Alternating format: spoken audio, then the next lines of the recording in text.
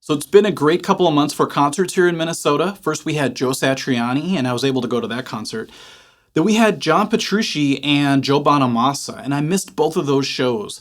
The Beatles tribute band called the Fab Four were actually playing the same night as Joe, so I elected to go to that instead. So when I saw that Steve Vai was coming, I got really excited, and I knew I couldn't miss that one. He's been one of my biggest guitar idols for, I guess, ever since I was 13 years old when I started playing guitar.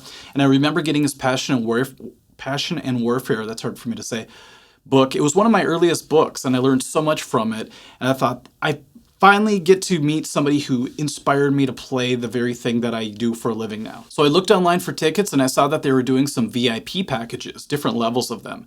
And I thought, you know what? I haven't been able to go to many concerts in the last couple of years because of obvious reasons, but I thought I'm going to make up for it by just going nuts on this one. I'm going to get the best VIP package I can. And I looked, and there was one called, I always forget the name, the Ultimate EVO Gem Junior Giveaway. The Ultimate EVO Gem Junior Giveaway Experience Package. It's a long name. And I couldn't believe that they were actually including a Gem Junior guitar in the package deal. And I thought, wouldn't that be great to meet Steve Vai, have him sign my book potentially, see him in concert for the first time ever, and then also get a Gem Junior guitar. I thought, when I get that thing, I'm going to do a comparison video for my channel where I compare the Gem Junior to my current Gem and sort of just do a comparison video. And then afterwards, I could possibly do a guitar giveaway and give the guitar away to one of my subscribers. I thought that'd be a lot of fun. So I just went with the Ultimate EVO Experience package. And besides that stuff, it also included, the front row ticket for the show. And then you could also go down early and sit in on a Q&A session with Steve Vai that was supposed to last like an hour. And then what else? You could do the meet and greet. There was a sound check thing where you could sit in and watch them do sound check. And then afterwards, they'd bring you on stage and give you a guided tour. You also got a whole bunch of merchandise, and then you got to have this really cool laminate. And I love having a laminate because I put it on and I feel like Wayne's World or something where you're just kind of showing it off like, excuse me, excuse me. So they told all the VIP participants to show up at 3:00 p.m. on the day of the show, and entry would be between 3:00 and 3:45. Sadly, it was a really cold day here in Minnesota. It was like 12 degrees and the wind was blowing really strong. And so I showed up a little bit late, like 3:15. And when I showed up, I saw this group of people standing at the front of the Fitzgerald Theater. I luckily got a parking spot in the front. Somebody was pulling out just as I came in. But I got a really good spot, and I just sat in my warm car and watched these poor people just kind of huddled together. Some of them had guitars on their backs because I wanted Steve to sign them. And it's been 15 minutes already since they said they were going to let people in, and it was freezing cold, and they're still outside. It took them till 3:25 before they finally opened the doors. Everybody started going in, and that's why I decided, okay, I can leave my warm car now and go inside. I made sure to grab my tab book that I wanted Steve to possibly sign, and as I left my car, somebody else walked by, and we were holding the exact same book, and it was really funny because I was like, you know what? I feel like I'm amongst my people here. I walk into the Fitzgerald Theater, and they hand me this merch bag. It's like a tote bag, and I have it right here. I'll show you what was in it. So here's what it looks like. Looks like something from Trader Joe's or something, but it has the Vai logo, which is really cool. And inside we have the Hydra poster. We have this gigantic Polaroid looking picture with Steve Vai's signature. And by the way, he pre-signed that one. A sticker that says Inviolate. I didn't really know his new album was called that. I thought it was called Involatile. So I'm really glad I didn't say that to Steve and embarrass myself. Some Steve Vai earplugs. This is my favorite. A box of picks. So it's Steve Vai designed picks. I was hoping to catch one from off the stage, but that never happened. But at least I got these. So we all went into the venue, all 40 of us, I think, and it was really cool to be inside a big empty venue. The stage was all set up with all the gear, and a lot of people just went right up to the front because that's where the Q&A was going to be. But I sat back a little bit because I knew I was going to do this video, so I kind of wanted a bird's eye view of everything. And strangely, it was really cold in the theater. It felt like 50 degrees or something like that. And I know they had just let us in, but it really felt like they didn't have the heat on the entire day. And it was weird because all the gear was set up, and I thought, this can't be good for their gear either. After about 20 minutes, some guy wearing all black came out. I guess he was one of the crew members, and he picked up the microphone. He's like, "Hey everyone, my name's Fire." I'm like, okay. And he's like, here's some of the rules of what's gonna happen, and first off, we're gonna have a Q&A, and I ask that you only ask questions that are in the philosophical realm. It just kind of rubbed me the wrong way. I thought it was kind of weird that they were telling us that we can't ask certain questions. And I thought, man, my question isn't very philosophical. I was going to ask him what it was like to work with Ralph Macchio, the Karate Kid, in Crossroads, especially during the guitar battle scene. I just had some questions about that. But then right after he said that, he goes, so yeah, no questions about like what it's like to get beat by the Karate Kid. And I'm like, whoa, never mind then. So after he finished up, he told us that Steve was doing an interview backstage and that he'd be out shortly. So after I'd say another 20 minutes, Steve comes out, everybody claps. And it was really cool because Steve went to the front of the stage and he made eye contact with every single one of us. It took like a whole minute where he just stared at everybody.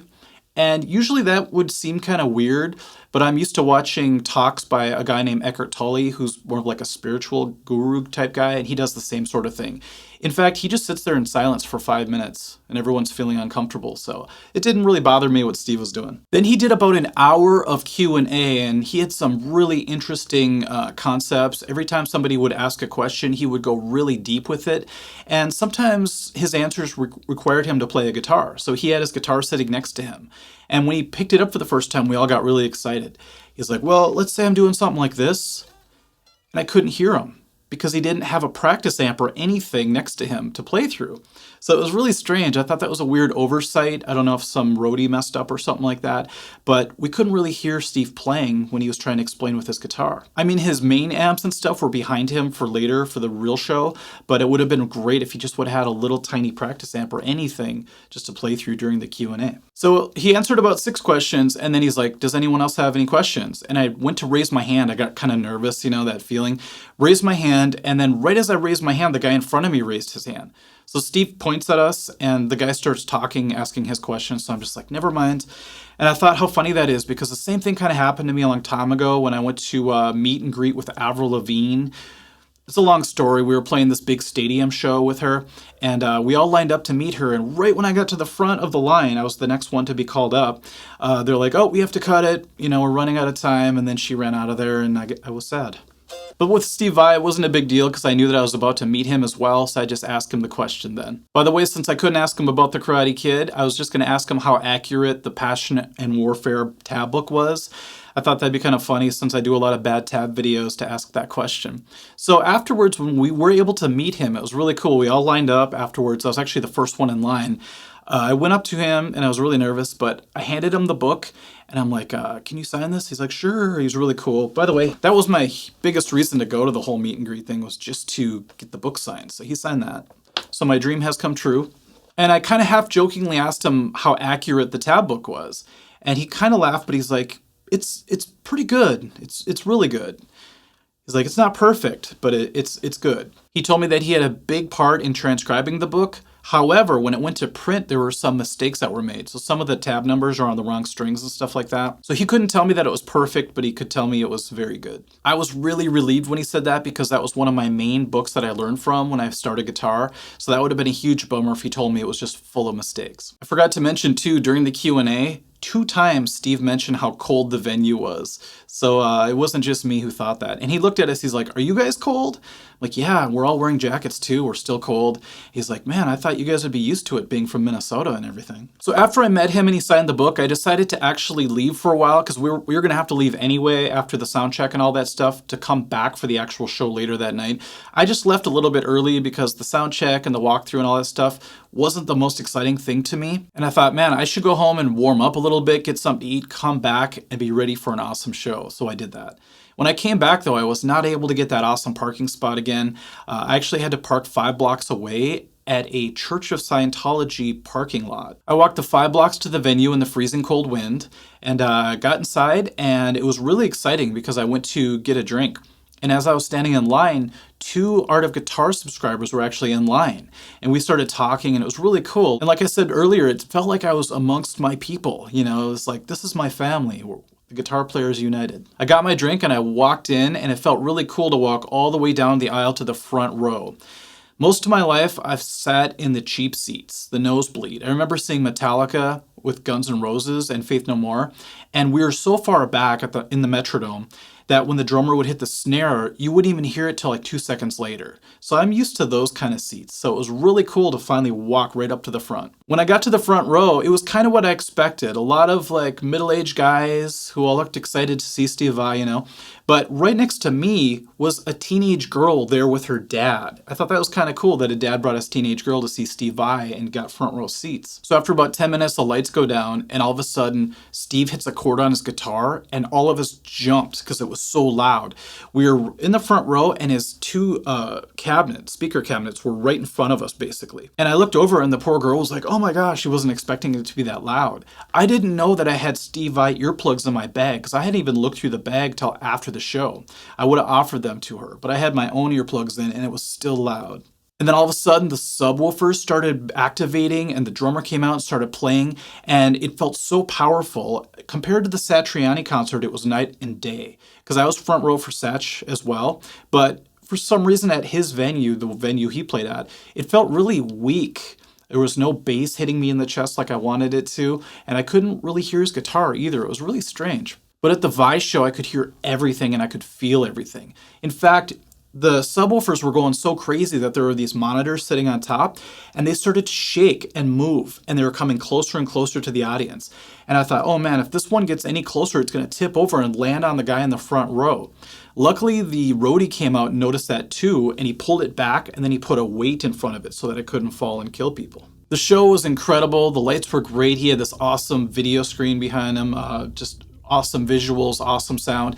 And when Steve plays live, it's almost like he's channeling God. I've only seen a few musicians that happens with.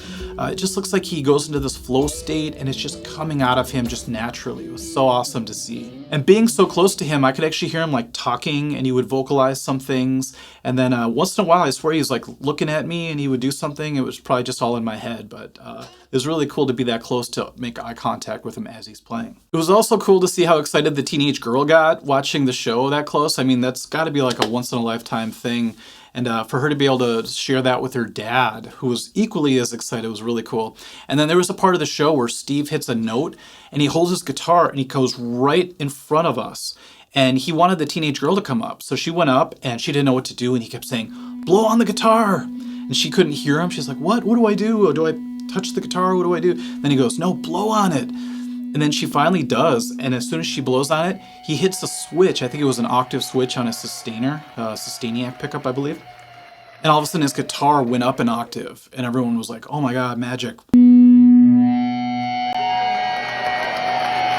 Anyway, the band was top notch. I think it might have been Dave Wiener's last show with Steve Vai. I think he was going on to do some other projects or something like that, somebody told me.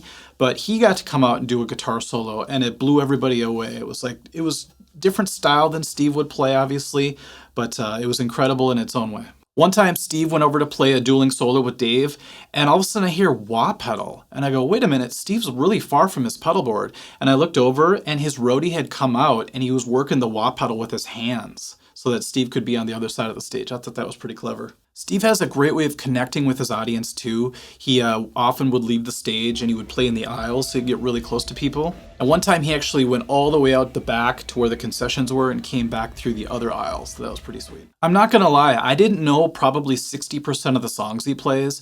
I was into Vai way early on, and then somewhere I just kind of lost track. He just kept putting out albums, and I just sort of didn't pay as much attention to them as I would these older albums. But he did play some of the classics. Like I said, For the Love of God was great. He played Liberty.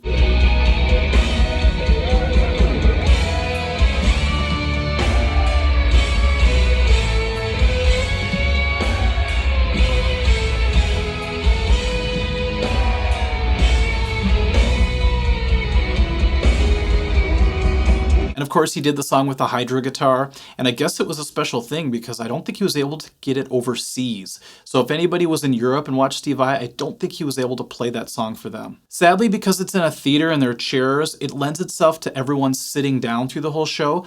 But when For the Love of God started, everybody stood up and it felt like a rock concert finally. And it was such a great energy, great vibe. Steve decided to do an encore. And they only did one song for the encore, which I thought was perfect. Sometimes a band says, we're going to do an encore, then they play like 6 more songs. It seems like too much sometimes. But they played that high energy through the whole last couple songs, and then they got done, they did the bow, and then the drummer came over and actually gave me a drumstick, which was awesome. And he gave the girl next to me 2 drumsticks. And it was really cool to see how much fun she had, and she got a lot of attention from the band, and I feel like she's going to be a lifelong fan because of it. And just as we're leaving, the band left the stage and everything like that, this guy out of nowhere runs past me up the stairs onto the stage. And I'm like, what is this guy going to do? And all of a sudden, the security guys on the side of the stage are like, hey, what are you doing? The guy reaches down, tears the set list off the stage because it was taped, and just bolts off the stage and runs out the door. And for a brief second, I thought, should I tackle this guy?